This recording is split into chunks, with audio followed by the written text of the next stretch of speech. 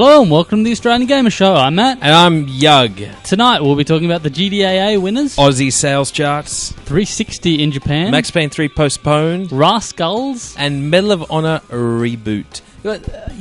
I wrote that specifically so you go, Raskulls! Look at all the U's there. You did that wrong. There are more U's than I didn't correctly pronounce the U's. I know. I'm disappointed in your reading of the news. You didn't have exclamation marks. Shit. I knew I was forgetting something. Yeah. Because then I would have been like honor bound to go, Raskulls! That's your battle cry. That is. That's a bit sad, but that's alright. My battle cry is sad. Should not surprise anyone. So what do you want to talk about first, Matt? I always like starting from the bottom. Of course you do. Medal of Honor reboot. Basically, EA has said that, because, Infinity Ward have done such a good job of the Call of Duty series, taking it into different territories and stuff like that. And Medal of Honor, I think Airborne Assault may have been the last one that came out. I don't recall seeing a Medal of Honor game for a little while. It was Medal of Honor Airborne Assault, I think that was last year, and or maybe earlier this year, and pretty tepid reaction sort of thing, I mean, there's really only so much you can really do in the exact same environment. How often can you help retake villages in pretty France? Pretty fucking often, really. Apparently a lot. I've done it so many times now. But basically what they're going to do, EA is partnering up with DICE. Now, I'm pretty sure DICE were the developers on the Battlefield games. Correct me if I'm wrong. I'm not sure on that one, but I know they were the developers on Mirror's Edge, weren't they? Yes, they were. So basically, they're working on the next Medal of Honor game, which is taking away or going away from the World War II setting and being taken into a modern setting. You could say that they're going to be partaking in some modern warfare. Yeah, this warfare will be a lot more modern. Although I like how anyone that ever says they're rebooting a franchise, it seems like the thing to do these days is, the new game will be called Medal of Honor. It's just there's no Medal of Honor or no subtitle. It's like the Fast and the Furious. It's not, the fourth Fast and the Furious movie is called Fast and Furious. Yeah, it's just or like the new Rocky. Yeah, no, that was Rocky Balboa. But that was kind of, again, they've kind of simplified. They haven't gone Rocky 6. They get to a point where they're like, shit, these numbers sequences in these games actually represent a franchise that we want to mix up and shake up and change and show people it's all new and exciting and stuff like that. So they just call it the same thing and the cycle restarts all over again. Yeah. You can just kind of reset it. You can just reset the clock. I always thought Modern Warfare 2 was a good one for that because it's, what is it, not Left 4 Dead, Call of Duty... Modern Warfare 2. But is it Call of Duty 6 Modern Warfare 2? No, something like that? It's a spin-off. It's like the so it's got its own new numbers It's now. Like the Cleveland show from Family Guy sort of thing. It's not a Family Guy thing, it's the Cleveland show. I haven't watched that. I haven't either. All I've seen is ads for it. And, he was the least interesting person in that show. I don't understand why there's an advert for it, and is it from College Humor? No, I can't. No, I don't think so. It actually goes to the Griffin household sort of thing, and it's Stewie's. I can't remember the exact context, but he turns around and says, "What? He got a show? Out of everyone, he got the show? Oh, you're fucking kidding me!" I just thought that was funny. Right.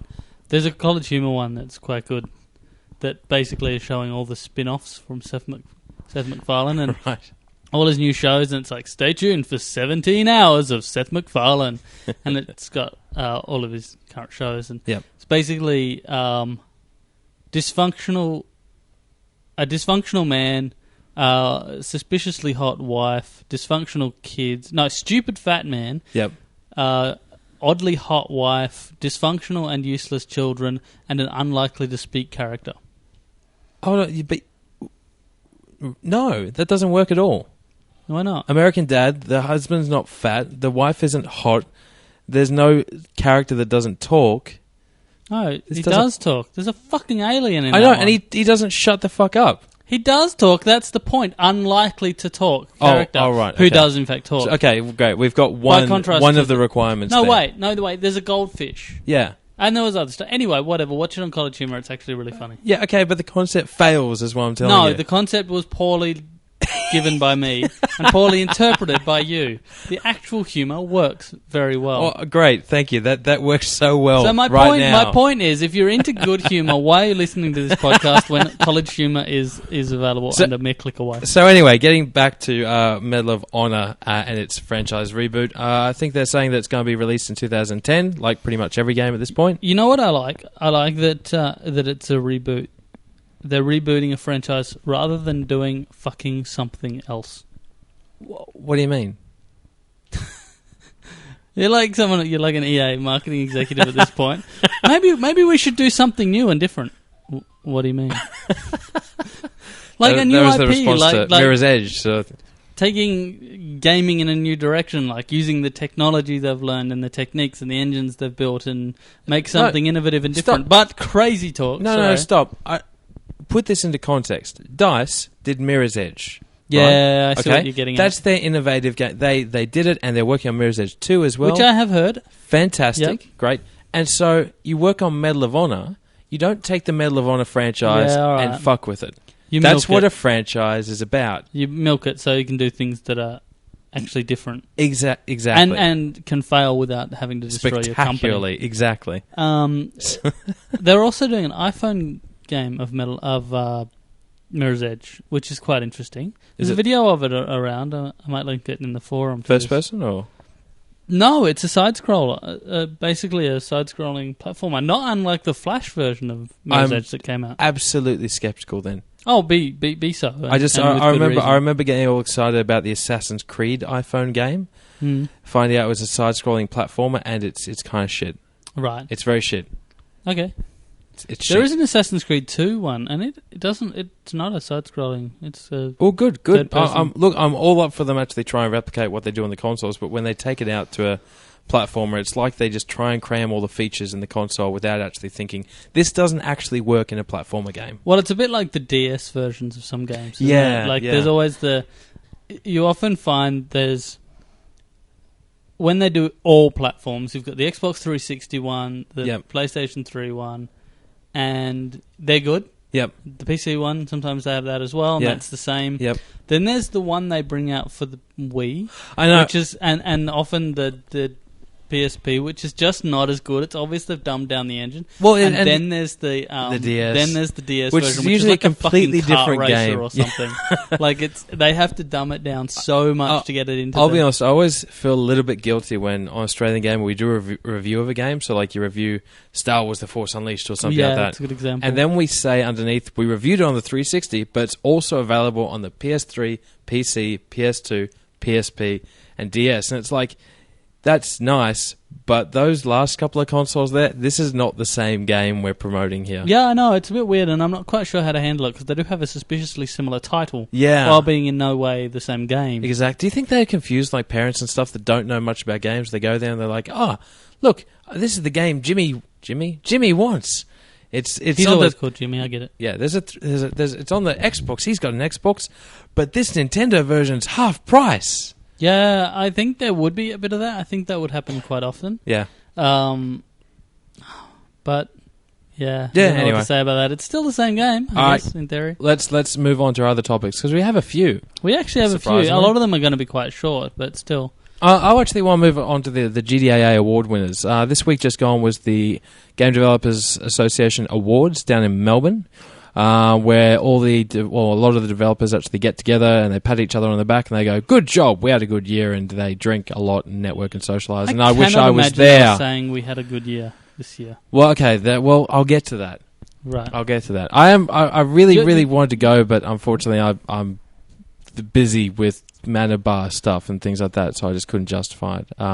Yahtzee went, and I did ask him if he was keen to actually say a few words, but he pretty much just turned around and said, yeah, it was good. And I said stuff on stage, and that's about it. Yeah. Anyway, what I wanted to talk about was there was a list of the winners that was announced. Eyes up here. Sorry. Fuck, I'm trying to talk to Matt, and he's like just watching the TV screen. Yeah, it was far more interesting than you. Oh, fuck you. Anyway, the winners for the GDAA comp, it actually lists all the games that were actually nominated and the ones that won. there's some good stuff in the indie games. Yeah, good on them. I went to the Quantum Industry night and saw one of the games that was actually nominated. It looks cool.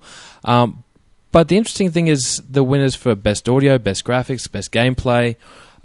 Heroes Over Europe from Transmission Games obviously took... Oh, well, that won in the category of best audio and best graphics. Because, correct me if I'm wrong, but it's the only game there on a next-gen console. Well, you are, in fact, kind of wrong. Am I? Well, Shatter by Seed. Or actually, what's it called? She, I think is how it's pronounced. Yep. No, I think it's pronounced Seed. She. I think it's pronounced she. Fuck, that's confusing. Yeah, it's a weird word. But anyway, they Shatter's Xbox Live? No, it's 360. 360. Sorry, not 360. PlayStation 3. Oh. PlayStation Network. So PlayStation Network. Yeah. That's okay. It's right. still not a next-gen console. Okay, it is, but it's also... So it has to be on a fucking disc before you consider it relevant. I'm just saying that... No, it's not that it's not relevant or anything like that. It's just interesting that the only next-gen game on a disc, if you want to put it that way, that was even nominated was Heroes Over Europe. That's because you keep qualifying it. What do you mean?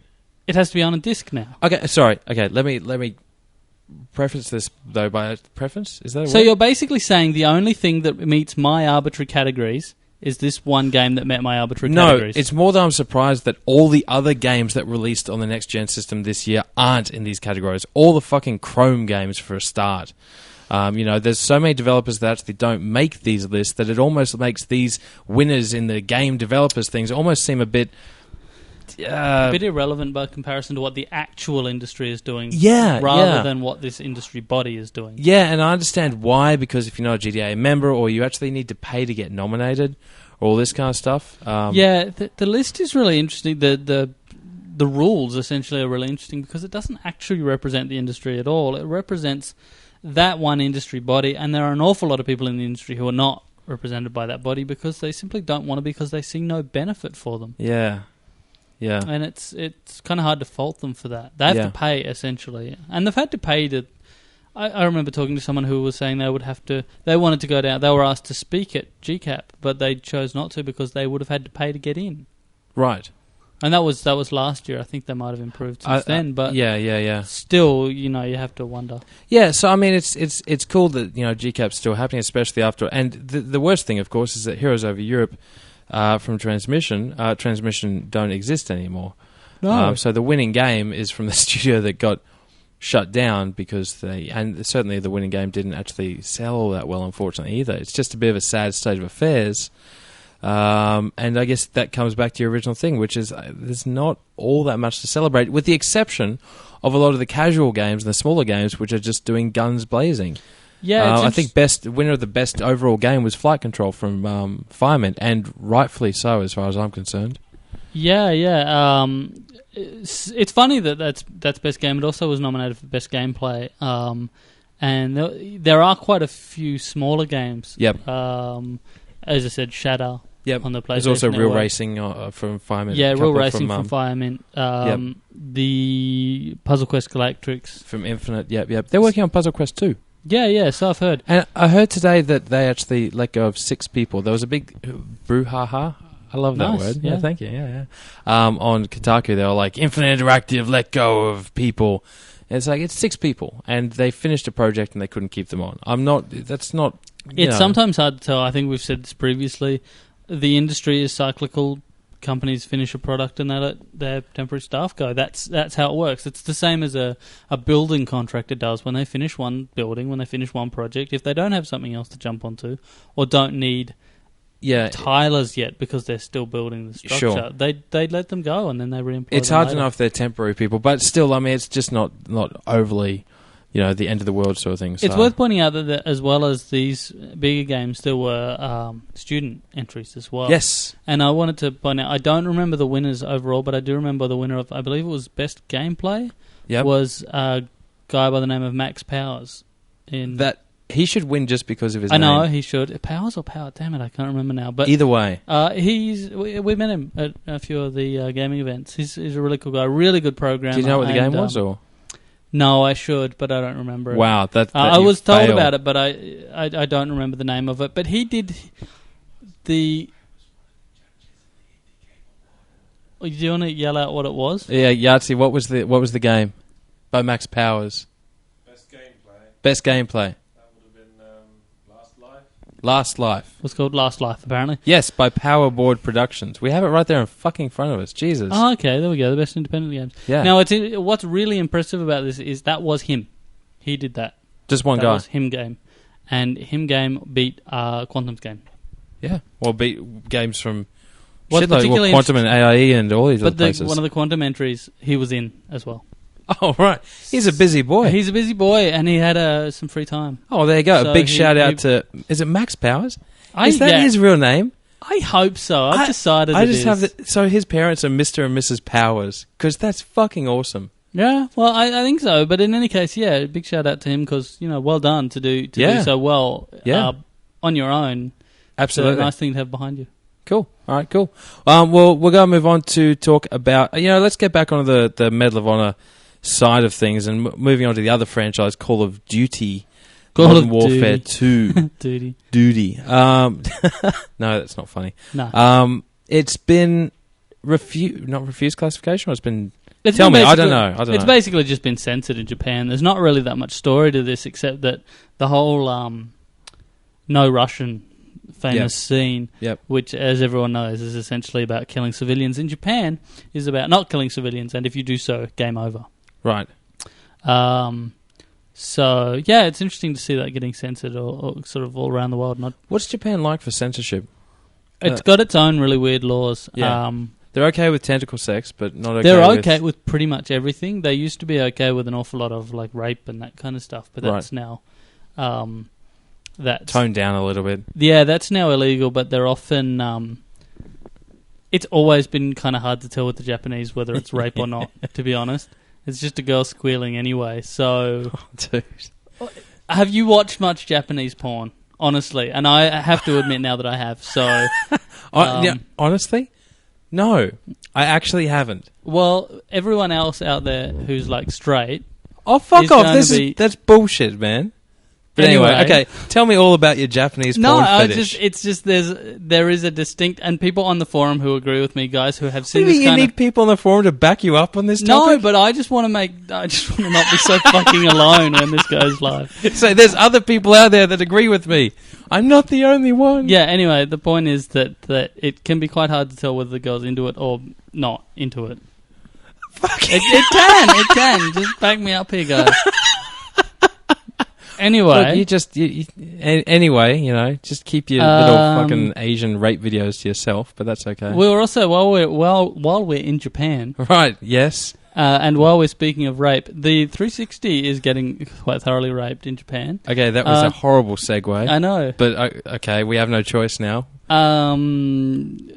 Yeah, the Xbox 360 has ceased to exist. It's always kind of struggled in Japan, though. Yeah, every now and then it's kind of spiked up a little bit when a big game. Usually, when there's like a Ninja Gaiden or a Dead or Alive game, there'll be a spike in Japan on the 360. But yeah, there's some figures that we're looking at here, and it's if you look at the chart from a distance, you can't actually see the Xbox 360. We actually had to see a zoomed-in view to see the Xbox 360 appear on the graph at all. Yeah.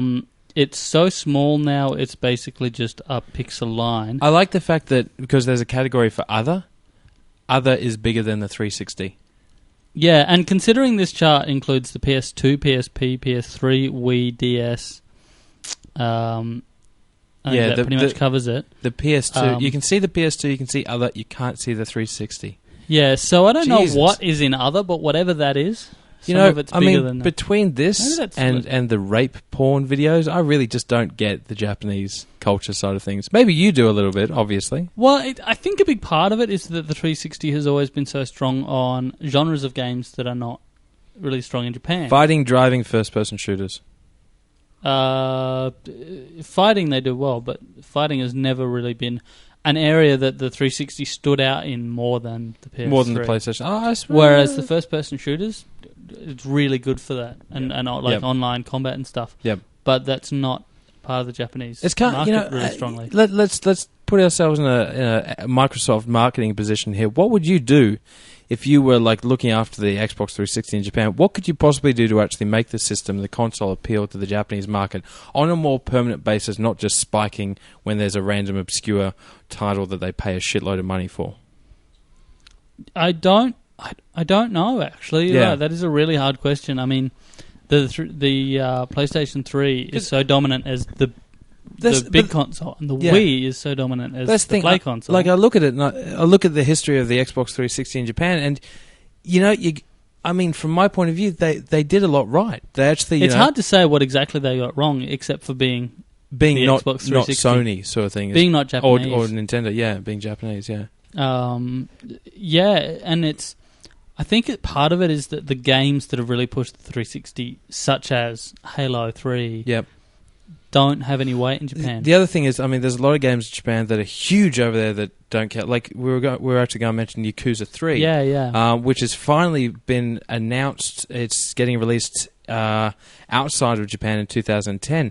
Now, in most Western countries, Yakuza 1 and 2 really didn't do much at all. Didn't really sell that much. They just didn't really do much. But in Japan, it was fucking massive. Well, I've heard a lot of sort of anecdotal stories, people saying how good the Yakuza series is. Whoa, Jesus Christ.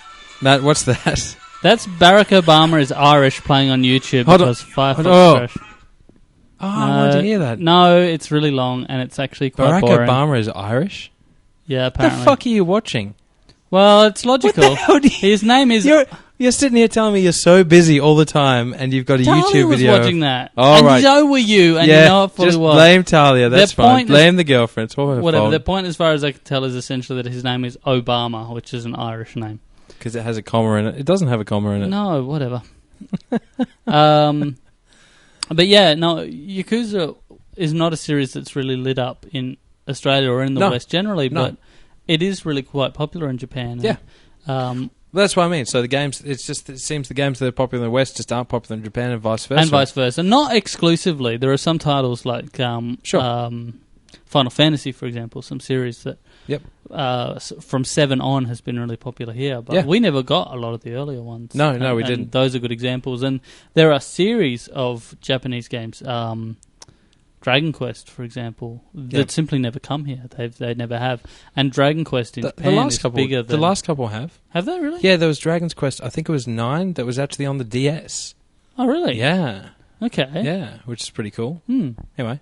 Yeah, but that looks like it's finally getting a release here, which should be really very cool. It should be. I do vaguely recall hearing there's been some announcements of Yakuza 4 coming to the Japanese market as well. But, okay. But obviously, if we're just getting 3 now, it'll be a while before 4 is even worth us talking about on a podcast. Yeah, pretty much. What are you doing? I was trying to find some information about Yakuza 4 so that we could say that instead of pretending that we weren't interested in talking about it. No, we're just going to move on because we're starting to run out of time here. I want to talk about Raskulls, which is way more evil than the game actually is. Yeah, it's quite cute. It is quite cute. I went to Half Brick Studios. They're a local independent developer up here in Brisbane, and they're working on a game for the Xbox Live called Raskulls, which I'm sure if you've been following Australian Gamer over the last year, you've probably seen Phil, our lately departed Phil. Pretty much his only updates on the site were all about Raskulls. Good on him. Exactly. And it's coming out on the Xbox Live. It kind of looks similar in look to Castle Crashers. It's a side scroll. I don't really agree with that. It's the closest I can actually get. It's only like that in that it's cartoony, but Castle Crash is kind of more freeform sketch style. It's not that similar. The reason I relate it to Castle Crash is because it's this cute cartoony cute cartoony look, but with a witty and quite violent humour about it. Yeah. So it is. I do like that side of things, and the humour is really good. It's actually really funny. I actually played the whole game. I went in there for a bit of focus testing / preview and ended up just playing the whole thing. I'm not sure if that was the original plan, but that's a good sign. Do you know what I mean? First, they let me do it, and secondly, I wanted to do it. And I had places to go, so I was really quite engrossed. Nice. And it's really, really fucking cool. It's so polished. I'm really looking forward to it. I think everyone should be looking forward to it when it comes out early next year. Early next year, yeah. So... It's good to see a company. It's good to see companies in Australia, particularly, and in Brisbane, doing something that looks like it could be really successful. Again, I hope it gets the success financially and commercially that it deserves, because it would be really unfortunate to see it kind of languish at the bottom of the... I guess the big thing is, though, it's a really fun game, and you can play 4-player multiplayer. The whole point is it's very puzzle-based, level-based, side-scrolling platform. You whack blocks and you run through them, sort of thing. There's a whole bunch of power-ups you can pick up. And if you've got 4 people playing at the same time, it gets quite chaotic and quite fun. You've got to race to the finish line first. The single-player game, which I thought would get a little bit repetitive, doesn't. It actually mixes things up quite a lot. There's lots of different themes and objectives through the levels, bosses and end baddies and all this kind of stuff. It's really cool. It's really a lot of fun. It's not that I was surprised it was fun. I was probably a little bit surprised that I was so engrossed for the whole thing. Well, that's good. So that's cool. So I just wanted to put a shout out to that, and I'll be putting a preview up of the game probably next week. So cool. Check out the site. While we're on Halfbrick, this is a bit of a roundabout trip, but I'll come back to Halfbrick. There's been a recent update to the PlayStation 3 software that will allow you to use the PlayStation 3 to play the PSP's mini titles. Okay. That's right. And Halfbrick have quite a few of those available, and some of their minis have gotten really good scores around. Have you played any of them? I haven't actually yet. Phil was saying he would get me some codes to give some of them a look so we can review them and stuff. Yeah, that'd be cool. Haven't had a chance to do that yet, but I will definitely jump on that. I played a couple of them when they had them on Xbox X and A. There's one called Blast Off, which was quite clever. Yeah, that was cool. And there's another one where you I'm not even going to try and describe them because they're very simple, casual games. But that's the whole point. They make these simple games that are addictive and fun. And they're little simple racing games, little simple shooting games. Yeah. And they're always intended to be kind of a bite-sized snack game, not unlike something like the iPhone game sort of market. Exactly. And, but they seem to be targeted a a little bit more gamery orientated rather than a casual market, which is cool. I approve of that quite highly. Yeah, no, totally. So that's worth having a look at. Maybe give a look at some of the minis because they're only a few bucks. So really, why don't you buy them yourself? You slap. I will cheap now that bastard. I know that update's there. We only have one more topic to talk about, and what is that? I'm going to take this that one because this will. It's not going to take me long to talk about this. Max Payne 3 postponed. We have 2 topics then. Continue with your little topic, then I'll do my little topic. Okay, yeah. All I have to say about this is just, fuck. Yeah. That's it. I got nothing else. I do. Can I state my opinion on Max Payne 3? Yes. I'm very glad that the character is potentially a lot more interesting than the existing Max Payne. Because the existing Max Payne games that you talk about as some sort of fucking marvel of storytelling if they were a movie, they would be the worst bullshit film noir ever. You know what? In fact, when they were a movie, they were the worst fucking film noir bullshit ever. Oh, dude, the movie was fucked, alright? Do you know why? Because of the source material. The movie was nothing... Clearly it was. It captured some of the look of the games, but the story was just bullshit, batshit crazy all over the place. No, that's what I'm saying. Oh, but I'm saying about the games I'm saying about the movie. No, the games were good. I love the games. Stop bagging the fucking games. And I am not sold on this Max Payne 3 game until I actually see... He looks nothing like Max Payne. He could be anyone for all I care. Whatever. Yes, so I'm not that enthusiastic. It's nothing like the trench-coated Max Payne of the previous games. Whatever. I wanted to talk about World of Warcraft. Oh, fuck, I'm out of here. World of Warcraft Rise, Fall of the Lich King, the latest update, 3.3 it is called. What's particularly impressive about it is that this game is big enough that this fucking patch got a video. I'm not kidding. I'm actually standing up, throwing down the mic and walking off. See you later, guys. No. Stick there for at least a little bit. Give the video a look. It's actually quite good. It's actually quite interesting. Okay. There's not that much more to say about this. I just kind of wanted to mention it, and it's finally added something to the end of the story. You've played the earlier Warcraft games, right? Yes. So you're familiar with the sort of Arthurus story arc. I am. I played Warcraft 3, I think, was the most expressive of that. Yeah, well, Arthurus is about to get his ass handed to him finally. So this actually finally unlocks Arthurus as a beatable boss. So you're saying that it's an MMO with a completable storyline? Well, there's a story arc that will be completed by by this event, the death of the Lich King. So he dies, the Lich King dies, and then you keep playing World of Warcraft. It's yeah, presumably, because there's an expansion coming out, of course, soon. Because I mean, that would be an amazing thing to add to an MMO. What if you could play an MMO to conclusion? What if an MMO ended? Well, there was the recent news of the guy who finished World of Warcraft. Did you hear about that? No. Essentially, he finished it by unlocking every achievement. You know the game, how games have achievements. Well, World of Warcraft has, I think, like 1,500 achievements. Right. And he unlocked every single one of them, which is as close to finishing World of Warcraft as you can possibly get. No, that's not the same. At least up till now, because the... but that's not the same. That's like... No, it is, because he has to have done everything in the game. But regardless, there is one little wrinkle to this whole finishing thing, which is that he cheated on one. Oh. One of the achievements, which involved throwing snowballs at various people, he actually cheated because you can only do that achievement at certain times of the year, and he did like some sort of glitch in the game to get that achievement. So people are basically saying, "No, it doesn't count. You got all achievements but one." Oh, fuck off! That's not nice. Let him have his moment. No. What do you mean no? Because it doesn't count. Congratulations, you got all but one achievement. It's a fucking glitch. He got around it. No. Good for him. No. God, doesn't count. You World of Warcraft players, you fucking. Anyway, what I'm saying, that's not finishing the game. That's just collecting every achievement. Yeah, anyone can do that. I'm saying an actual story arc. What if you beat the Lich King? Game over. That's it. I can see them doing that because they don't want money. No, well, yeah, okay, fair enough. But I mean, then you go back and start the game as a new character. It would actually entice people to start over again. Yeah. I really don't understand MMO players. No, you really don't. No. The MMO market. It's basically about sucking as many people in as possible. Right, okay. Sort of holding them there for as long as possible. I'm getting a little bit excited over something that has no financial commodity and would not appeal to MMO players at all. So no. Okay, well, let's just forget I ever talked. In any case, I'm looking forward to giving this add-on a go. I've never played 3.2 yet, so... Like I've been downloading these patches, but I just haven't had time to play WoW lately. So yep, fair I'm enough. hoping to get into it. Now a lot of other people are coming back for it, which is kind of cool. So.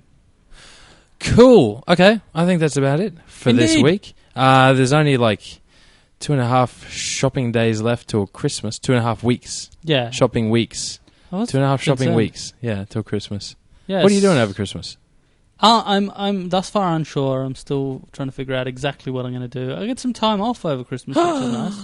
Amazing. I know, but it's time off, which basically just means congratulations, you're not getting paid over Christmas. All right. Which has its appeal. There's a new job. I've got time off over Christmas as well. It's mandatory time off, so it comes out of my annual leave. But that's fine. Unfortunately, how long? From the 25th to the 4th of January. So, sort of a week. And a bit. Yeah, in a bit, pretty much. But unfortunately, all that time will probably be spent doing up the Matter Bar because the building will have finished by then. So we'll actually be in there spray painting and doing decals and doing all the interior design and stuff like that. No. I'll probably put a shout out on the forums, actually, looking for anyone who's artistically gifted. And if you think, I'm kind of artistically gifted, don't respond. Yeah, don't respond. Just seeing if there's people that can maybe help actually do some cool stuff in the Matter Bar over the Christmas holidays sort of thing to make it kind of geek chic it up a bit. So yeah. Well, I know I'll be there. I said, all right, okay. Yeah, I'll be there watching. Yeah, fantastic. I'll be there poking fun and saying, bunch of nerds with your gaming bar. Yeah. But only because I'm jealous because I have no involvement. That's the one. Yeah. Oh, you will. You'll be involved. You're going to make the website. I'm going to make the website. Woo! We'll make you a moderator of the forums. Oh, that's special. Anyway, I think we're going to go. We've run out of topics. We have. Thank you, everyone, for tuning in. I just wanted to answer a quick question someone asked on the last podcast thread. Yes. Which was, why do we... Because I basically said we tend to go for half an hour, but we always run over. And they said, why do you run for half an hour? Why do you limit yourself? Because some of them, they said, like the Gap podcast, for example, goes for hours and hours and hours. Yeah, my God, doesn't it? But Sorry, I have to say, in fairness to Joby and Luke and the guys who run the Gap podcast, I'm only getting the boot in while I can before they become bigger than us in about 3 weeks. So just for now, I'm just trying to get in as much as I can. I know. The good thing is that they can never... Well, I was about to say they can never catch up to the amount of podcasts we've done. But then again, at the rate we go, where we drop one every couple of weeks, you never know. Maybe in 10 years we'll be neck and neck. Yeah, maybe. But if we're still doing this in 10 years, I'm going to neck myself. Yeah, no, fair enough. But you're saying the reason why we don't... Yeah, the reason... I want to know. What's the reason? Why do we limit ourselves? We don't. We don't actually limit ourselves. We just stop talking when we run out of shit to say. Well, that's not true. I actually think that we need to compress ourselves into... We don't want to overdo it, you know. We don't want to overstay our welcome. Yeah, it's accurate. Do you know when you go over to a friend's house and you're not really sure whether they want you there or not? Yeah. And you kind of leave a bit early because you're not sure if you're welcome. Actually, we do that a little bit. No, I don't get that very often. No, you or maybe I just don't notice. You walk in and go, "Hey, baby, yeah, pick a card." All right, thanks everyone for tuning in. We'll talk to you again next week. All right, see you guys.